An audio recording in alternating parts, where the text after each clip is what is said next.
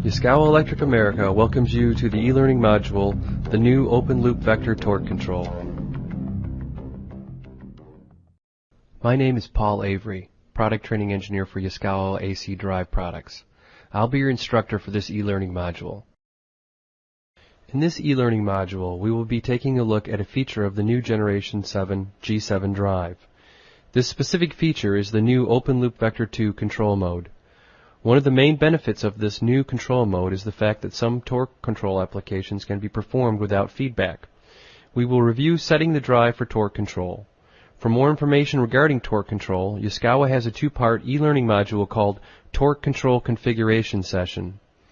Finally, we will also review the torque limit function of the drive. The G7 offers improved open-loop vector performance due to a sophisticated dual-flux observer used by the new open-loop vector 2 control mode. The new flux observer offers better speed regulation without feedback than was possible before. Precise speed estimation leads to some significant performance achievements such as smooth motor operation without cogging at speeds even below 1 Hz, an effective speed control range that is double that of the open-loop vector mode of the G5, speed response that is 3 times as fast as the open-loop vector mode of the G5, ability to produce 150% of the motor's rated torque at speeds as low as 0.3 of a Hertz. Also, the open-loop vector 2 mode can recognize motor speed deviations even without the use of real-time feedback. Like the closed-loop and open-loop 1 vector control modes, 4-quadrant torque limiting is also possible with the open-loop vector 2 control mode. The key to the new open-loop vector 2, or OLV2, mode is the dual-flux observer. Since there is no actual speed feedback to the drive, the flux field serves as the indicator of the motor speed. The new observer actually has 2 separate circuits, both of which are optimized for a particular speed range. This makes the shaft speed estimation much more accurate. The N4-07 and N4-08 parameters control the PI circuit of the flux observer function.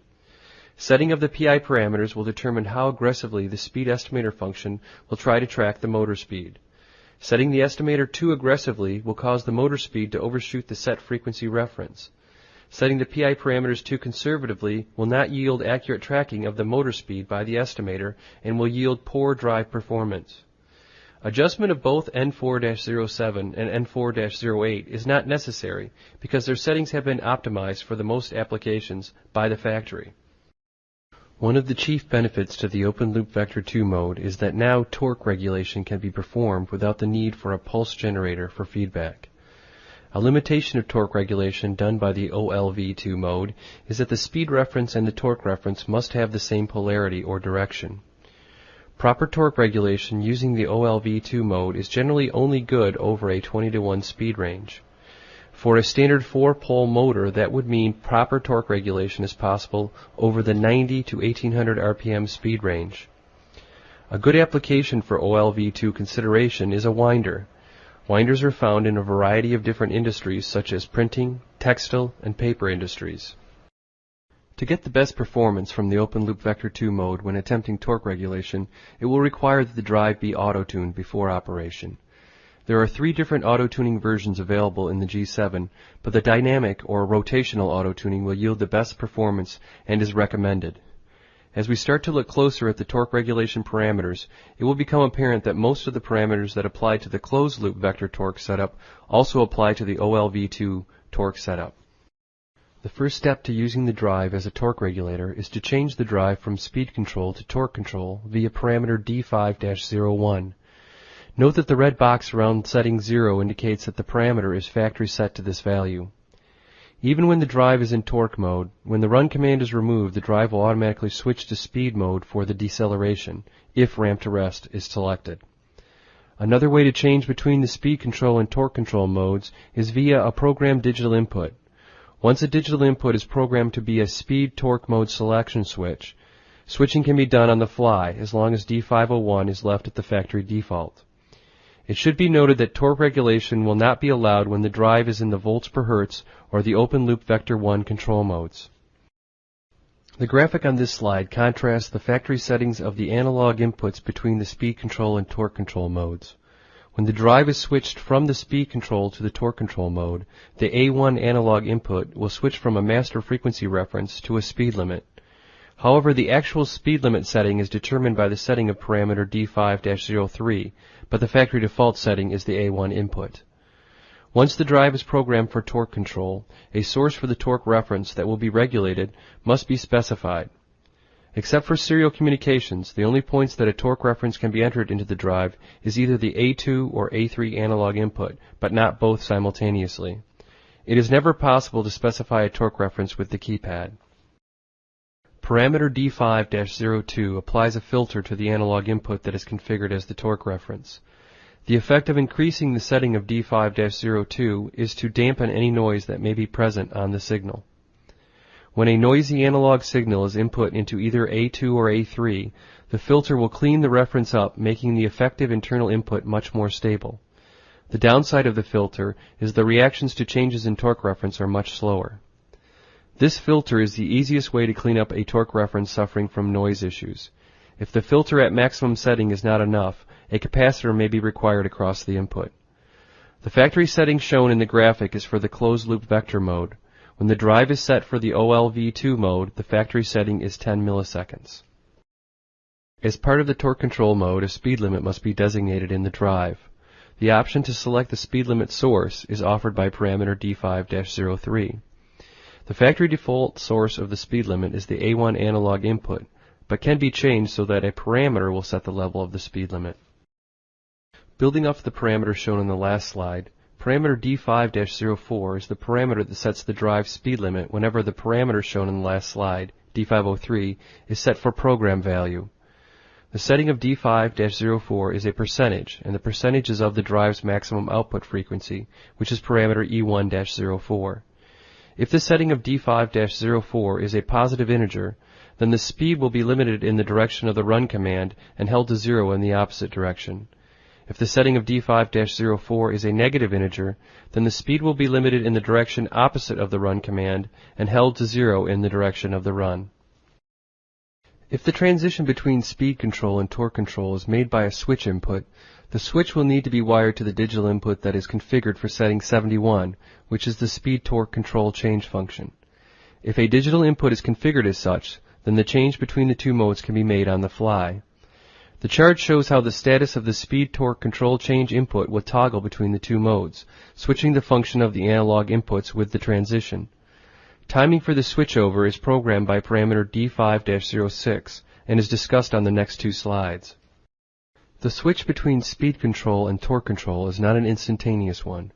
Parameter D5-06 sets the time that the references are held while the transition from one mode to another is made.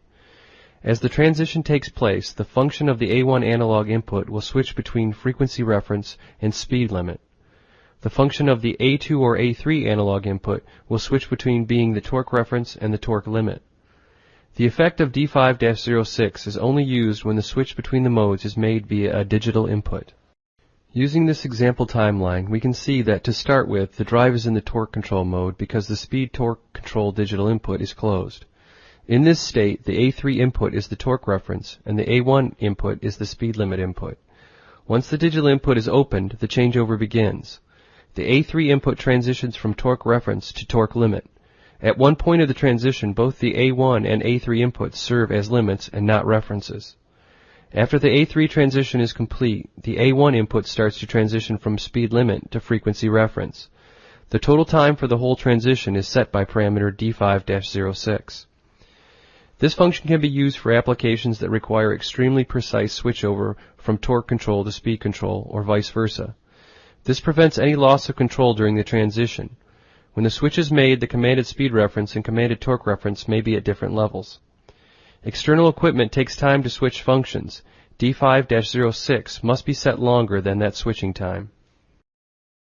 The torque reference input has the ability to accept a positive or negative input and apply the torque in either direction. If the torque reference signal source does not have the capability to output a negative signal, but the application requires a negative torque reference, then a digital input can be programmed to change the polarity of the torque reference. In the case of an unwind application, the speed and torque directions need to be opposite, so switching the polarity of the torque reference is essential. We have discussed this capability because it is part of Yaskawa's torque control solution, but it should be remembered that with open loop vector 2 mode, the speed and torque direction must be the same. Another useful I/O function is the digital output function that will turn on whenever the motor is operating at or above the speed limit during torque control. When an output is programmed for the speed limit indication, it can be useful in many web applications such as unwinders and rewinders, as a signal indicating that the web has broken. When the web breaks, the unwind roll will run at the speed set by D5-05, otherwise known as the speed limit bias, and the output will turn on. On the other hand, the rewind roll will run at the set speed limit, and the output will also turn on. While operating in any of the vector control modes, it is possible to set a limitation to the amount of torque the motor can produce. A torque limit can be very useful when trying to prevent damage to the machine the motor is coupled to. Parameter L7-01 sets the torque limit for when the motor is pulling the load in the forward direction. The limit is in terms of the motor's full load torque capabilities, and when the drive is oversized for the motor may produce up to 300% of its rated torque, while the drive never exceeds its rated output current limit. Any torque limit will be active in both the speed control and torque control modes. It is also possible to set a torque limit via an analog input, such as the A3 analog input, with the effective limit being the lesser of the analog level and the parameter set level. Even if the motor has not reached the set value for the torque limit, torque may be limited by the fact that the drive will automatically start to limit the torque when it reaches about 175% of its output current rating. Parameter L7-02 sets the torque limit for when the motor is pulling the load in the reverse direction. The L7-03 parameter will set the torque limit when the motor is rotating forward, but the load is attempting to push the motor faster than the current frequency reference, otherwise known as overhauling the motor. An application that might need a forward regenerative torque limit is an unwind application where the material has a limited tensile strength. The L7-04 parameter will set the torque limit when the motor is operating in the reverse direction and the load is attempting to overhaul the motor in the reverse direction. An application that might need a reverse regenerative torque limit is a roll-up application where the material being rolled up has a limited tensile strength.